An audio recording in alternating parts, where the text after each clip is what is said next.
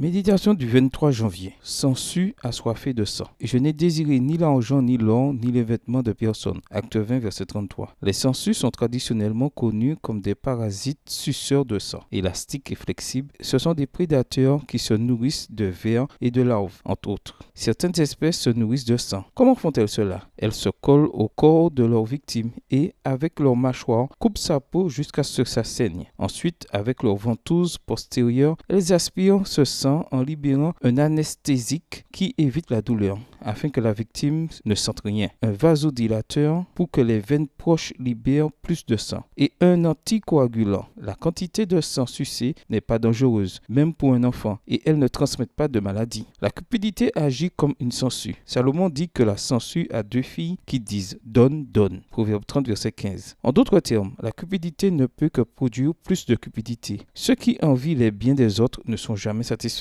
Comme la sangsue, la cupidité suce le sang de tous ceux à qui elle s'attache. Elle en voudra beaucoup, toujours plus des autres. Le dictionnaire la définit comme un désir ardent de posséder beaucoup de richesses ou de biens. En ce sens, dans la langue originale du Nouveau Testament, elle signifie désir d'avoir plus ou désir irrésistible de consommer et de contrôler ce que les autres ont pour posséder plus. Paul fut accusé de cupidité, sous-entendant que sa passion pour l'évangélisation cachait son intérêt pour les biens matériels des convertis. Il avait le droit de demander des dons pour son travail, mais il ne l'a pas fait. Avec son influence remarquable, il aurait pu obtenir des bénéfices matériels et s'enrichir, mais il savait vivre modestement et avoir l'abondance. Il savait se contenter de ce qu'il avait, quelle que soit sa situation. Il n'obtint jamais rien des Corinthiens ni des Philippiens. Il subvenait à ses besoins grâce au travail de ses mains, sans réclamer de soutien financier. Lui-même dit clairement que l'amour de l'argent est la racine de tous les maux. 1 Timothée 6, verset 10. C'est pourquoi la cupidité est condamnée par le décalogue. L'avarice est un puits sans fond qui épuise la personne parce qu'elle s'efforce vainement de satisfaire ses besoins, déclara